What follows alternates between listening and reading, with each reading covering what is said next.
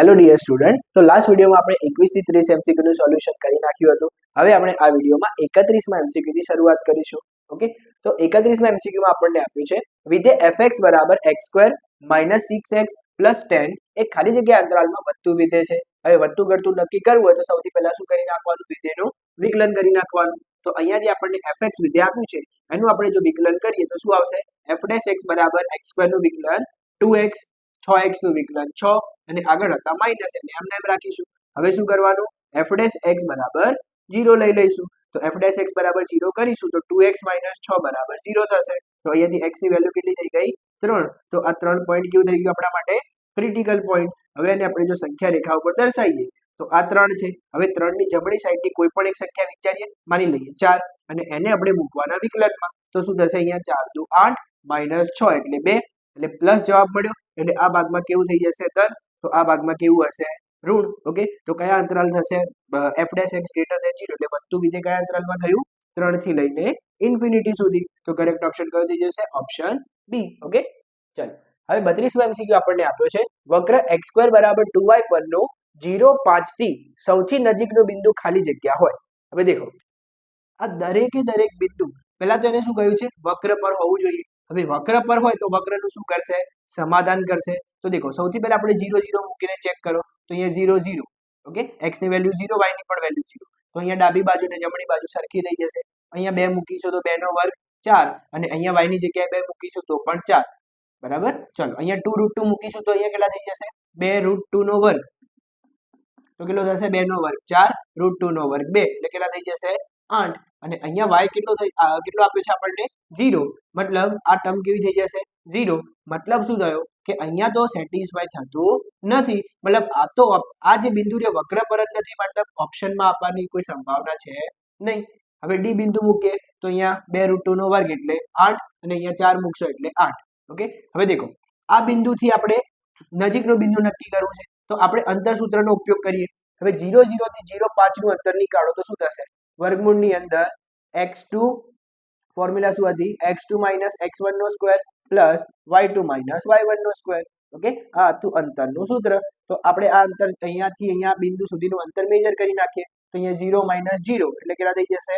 0 plus 0 - 5 એટલે -5 અને એનો વર્ગ એટલે 25 અને 25 નું વર્ગમૂળ કેટલું થઈ જશે? 5. એવી રીતે બીજા બિંદુથી નીકાળીએ તો વર્ગમૂળની અંદર 2 - 0 એટલે 2 નો વર્ગ પ્લસ 2 - 5 એટલે -3 નો વર્ગ. તો 2 નો વર્ગ કેટલો થશે? 4 અને -3 નો વર્ગ 9 એટલે કેટલા થઈ ગયા? √13. હવે એવી રીતે ત્રીજા બિંદુ માટે કામ કરીશું તો શું થશે? વર્ગમૂળની અંદર 2 √2 નો વર્ગ પ્લસ 5 - 4 નો વર્ગ એટલે 1 નો વર્ગ. હવે 2 √2 નો સ્ક્વેર એટલે કેટલા થઈ જશે? 2 નો વર્ગ 4 √2 નો વર્ગ 2 અને 4 દુ 8 અને આને 1 9 અને 9 નું વર્ગમૂળ કેટલું થઈ જશે? 3. ઓકે, હવે દેખો, આ અંતર આવ્યું આપણું 5, આ અંતર આવ્યું વર્ગમૂળમાં 13 અને આ આવ્યું 3. હવે વર્ગમૂળમાં 13 વિશે જો આપણે અંદાજો લગાવીએ તો આ કિંમત કેવી હશે? 4 ની નજીક હશે, કારણ કે 16 નું વર્ગમૂળ શું થતું હતું? 4 થતું હતું અને આ સંખ્યા આપી છે આપણને 13. તો એનું વર્ગમૂળ 4 ની નજીક હોય મતલબ 3 કરતા મોટું હશે. તો સૌથી ઓછું અંતર કેટલું મળ્યું આપણને? 3. અને કયા બિંદુ આગળ મળ્યું આપણને? ઓપ્શન ડી આગળ. ઓકે, તો હવે નેક્સ્ટ એમસીક્યુ આપણને આપ્યો છે સંકલનની અંદર cos x² x / sec² x dx બરાબર ખાલી જગ્યા પ્લસ c. હવે દેખો, cos x² x / sec² x ને તમે શું કહી શકો? તો એને આપણે કહી શકીએ cot² x dx.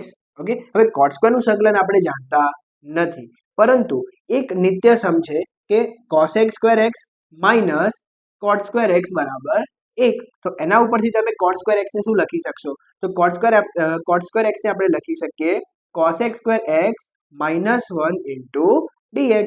હવે યાદ કરો, cos x² x કોનું વિકલન હતું? તો cot x નું, અને પણ માઈનસ રહી જતું હતું તો cos x² x નું સંકલન શું બની જશે? -cot x.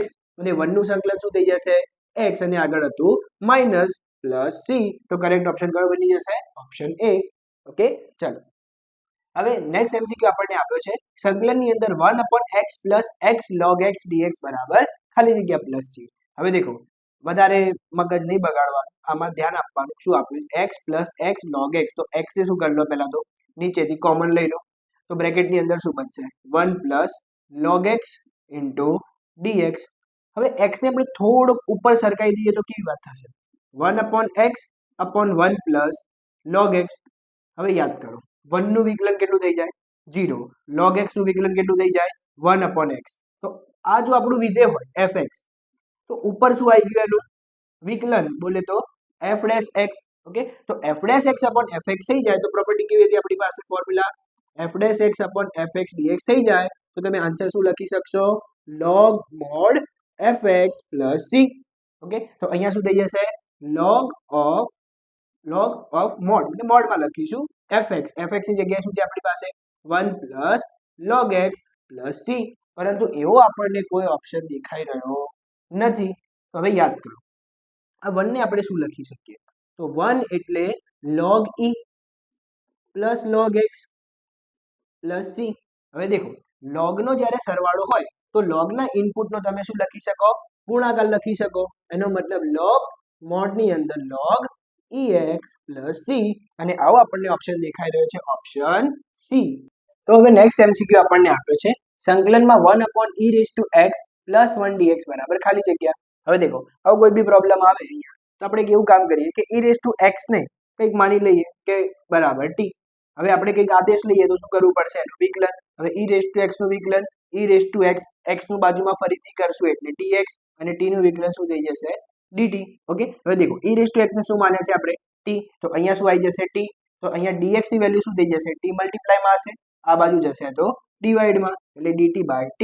તો હવે આ સંકલન કેવું બની ગયું આપણું સંકલન ની અંદર 1/t plus 1 અને dx ની જગ્યાએ શું આવી જશે dt બાય t. તો હવે આને શું કરો એક સાથે લખી દઈએ વ્યવસ્થિત તો કેવું દેખાશે આપણને t into t plus 1. હવે દેખો આવા સંકલનમાં તમે એક રીત આંશિક અપૂર્ણાંકની રીત વાપરી શકો અને જો એવું ના કરવું હોય તમારે તો અહીંયા એક એવી પેટર્ન યાદ રાખીશું આપણે કે આને ઊંધું કરીને બાદ કરી દઈશું. ઊંધું કરીને બાદ કરી દઈશું તો કેવું થશે દેખો t plus 1 અને આ t ને અહીંયા પાછળ કરીને કરી દઈશું માઇનસ. તો હવે દેખો t માંથી t ગયા તો શું બચ્યું અહીંયા 1 જે અહીંયા 1 હતો તો અહીંયા કઈ એક્સ્ટ્રા વસ્તુ એડ કરવાની કે ડિવાઈડ કરવાની જરૂર પડશે નહીં. અને આ જે છેદ રહ્યો એ આ બંને ટર્મને અલગ અલગ આપી દઈએ એટલે નીચે t plus 1 અને આને પણ t plus 1 અને બાજુમાં હતું dt. તો અહીંયાથી દેખો t plus 1 થી t plus 1 કેન્સલ t થી t કેન્સલ તો અહીંયા શું બચ્યું 1/t. તો એનું સંકલન શું થઈ જશે log t અને 1/t plus 1 નો log t plus 1. ઓકે, ચલો હવે અહીંયા માનાંક કરી દઈશું આપણે બંને બાજુ માનાંકમાં આવશે ફોર્મ્યુલા. તો દેખો log mod x minus log mod y. તો log ની બાદ બાકી હોય તો log ની અંદર શું કરી શકો તમે ભાગાકાર કરી શકો એટલે t upon t plus 1. હવે t શું હતું આપણું e raised to x તો અહીંયા શું આવી જશે e raised to x upon e raised to x plus 1. તો કરેક્ટ ઓપ્શન કયો બની જશે ઓપ્શન બી. ઓકે, ચાલો એવી રીતે આપણને સંકલનનો બીજો MCQ આપ્યો છે સંકલનની અંદર dx upon x square plus 2x plus 5 બરાબર ખાલી જગ્યા. તો હવે દેખો અહીંયા તમને કેવું પદ દેખાઈ રહ્યું છે દ્વિઘાત સમીકરણ. તો આના માટે કન્સેપ્ટ કયો યુઝ કરવાનો હંમેશા પહેલા પૂર્ણ વર્ગ બનાવવાનો ટ્રાય કરવાનો. ચલો તો પૂર્ણ વર્ગ બનાવવા માટે કેવું કામ કરવાનું x નો જે સહગુણક આપેલો હોય એને આપણે 2 થી ડિવાઈડ કરીશું. તો અહીંયા કેટલા આપ્યા છે 2 તો 2 ને 2 થી ડિવાઈડ કરી દો તો શું આવશે આન્સર 1. અને આ જે આન્સર આવે એનો સ્ક્વેર એડ કરવાનો અને સબટ્રેક્ટ કરવાનો એટલે ઉમેરવાનો અને બાદ કરવાનો. તો કેવું બનશે ટર્મ સંકલનની અંદર dx upon x square plus 2x ને એમને એમ રાખવાના. હવે આ 1 નો વર્ગ આપણે ઉમેરીશું અને પછી બાદ કરીશું અને પછી શું હતું અહીંયા પ્લસ 5. તો હવે દેખો આ શું બની ગયું તો આ બની ગઈ આપણી ફોર્મ્યુલા જે આપણે ધોરણ 8 થી જાણીએ છીએ કે x plus 1 નો હોલ સ્ક્વેર. અને આ શું થઈ ગયું દેખો 5 minus 1 નો વર્ગ એટલે 1 અને એને શું લખી શકો 5 માંથી 1 જાય એટલે 4 અને 4 ને આપણે આવી રીતે લખી દઈએ 2 નો વર્ગ અને અહીંયા હતું dx. તો આ દેખો આ કેવી ફોર્મ્યુલા તૈયાર થઈ ગઈ 1 upon x square plus a square અને એની ફોર્મ્યુલા શું હતી 1 upon a tan inverse x by a plus c. Okay, ચલો તો અહીંયા a ની જગ્યાએ શું આવે આપણી પાસે 2 તો ફોર્મ્યુલામાં શું આવશે અહીંયા 1/2 પછી tan inverse હવે શું આવશે x upon a. x ની જગ્યાએ શું છે અહીંયા x plus 1 અને a ની જગ્યાએ 2 plus c. તો કરેક્ટ ઓપ્શન કરી થઈ જશે ઓપ્શન a. ઓકે, તો હવે નેક્સ્ટ MCQ આપણને આપ્યો છે સંકલનમાં -1 to 1 sin raised to 7x into cos raised to 6x dx બરાબર ખાલી જગ્યા. હવે દેખો જ્યારે લિમિટ -a to a ની આવે ત્યારે આપણે શું નક્કી કરવાનું હોય હંમેશા વિધેય યુગ્મ છે કે અયુગ્મ. તો હવે દેખો સાઇન કેવું છે અયુગ્મ વિધેય, અયુગ્મને આપણે માઇનસ થી બતાવીશું અને એની ઘાત પણ કેવી છે અયુગ્મ. ઓકે, તો અયુગ્મ રહેશે ઘાત, સાઇન પોતે અયુગ્મ છે ને અયુગ્મની ઘાત છે એટલે અયુગ્મ થઈ જશે. હવે cos કેવું વિધેય છે યુગ્મ, અને યુગ્મની ગમે એટલી ઘાત થશે તો પણ યુગ્મ એટલે પ્લસ, અને માઇનસ પ્લસ શું બનાવી દેશે માઇનસ. માઇનસ એટલે કેવું વિધેય બની ગયું અયુગ્મ વિધેય. અને જ્યારે લિમિટ -1 to 1 ની હોય અને વિધેય કેવું થઈ ગયું હોય અયુગ્મ, તો એનું ડાયરેક્ટ સંકલન તમે શું લખી શકશો -a2 fx dx બરાબર 0. ઓકે, તો કરેક્ટ ઓપ્શન કયો થઈ જશે ઓપ્શન સી. ઓકે, ચાલો હવે 38 MCQ આપણને આપ્યો છે e tan x 1 tan x dx બરાબર ખાલી જગ્યા. હવે જ્યારે e દેખાઈ જાય અને બે આવી રીતે આપણને અલગ પડતા થોડાક ફંક્શન દેખાઈ જાય તો અહીંયા આપણે એક ફોર્મ્યુલા કયું યાદ કરવાનું e(x) fx plus f' હોય આપણી પાસે, તો આન્સર શું થતો હતો આનો e(x) fx plus c. તો આપણે અહીંયા એવું કંઈક બનાવવાનો ટ્રાય કરીએ e(x) ની અંદર, તો કેવી રીતે બનશે દેખો e(x) હવે tan x ની અંદર મલ્ટીપ્લાય કરી દઈશું તો tan x plus tan square x. હવે tan square x ને તમે શું લખી શકશો tan square x એટલે પ્રોપર્ટી યાદ કરો નિત્યસમ sec square x minus tan square x બરાબર 1. તો અહીંયા શું લખી શકીએ આપણે sec square x minus 1. હવે દેખો આ -1 ને આપણે tan x ની સાથે આપી દઈએ તો કેવું બની જશે આ ટર્મ tan x minus 1 અને પ્લસ sec square x. હવે દેખો tan x નું વિકલન શું થશે તો sec square x અને 1 નું શું થઈ જશે 0. તો આ શું બની ગયું આપણું વિધેય fx અને બાજુમાં શું આવી ગયું એનું વિકલન. તો હવે આ પ્રોપર્ટી મુજબ આનો આન્સર શું થઈ જાય e(x) fx, મતલબ answer is e(x) tan x minus 1 plus c. તો કરેક્ટ ઓપ્શન કયો થઈ જશે ઓપ્શન બી. ઓકે, ચાલો હવે 39 MCQ આપણને આપ્યો છે સંકલનમાં 0 to 2 pi sin cube x cos square x dx બરાબર ખાલી જગ્યા.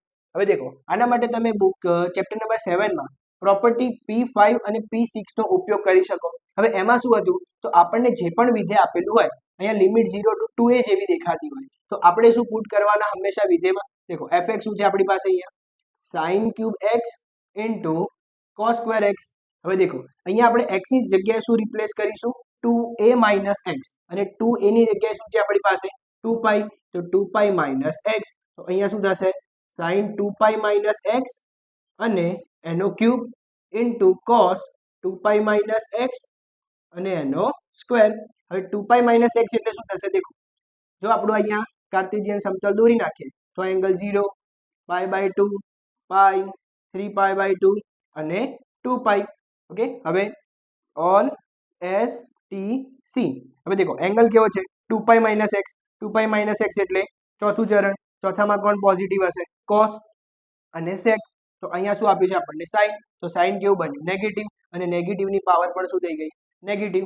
ઓકે, અને આ તો પોઝિટિવ જ હશે તો આ વિધેય કેવું બન્યું આપણું sin cube x cos square x, અને આ તો શું બની ગયું માઇનસ fx બની ગયું. અને જ્યારે 2a minus x બરાબર minus fx થઈ જાય તો આનો પણ આન્સર શું થઈ જાય ઓપ્શન ડી એટલે કે 0. ઓકે, ચલો 40માં MCQ આપણને આપ્યો છે સંકલનમાં π/6 to π/3 cos raised to 3/2x upon cos raised to 3/2x plus sin raised to 3/2x dx બરાબર ખાલી જગ્યા. હવે આના માટે તમે કિંગ્સ પ્રોપર્ટીનો ઉપયોગ કરી શકો.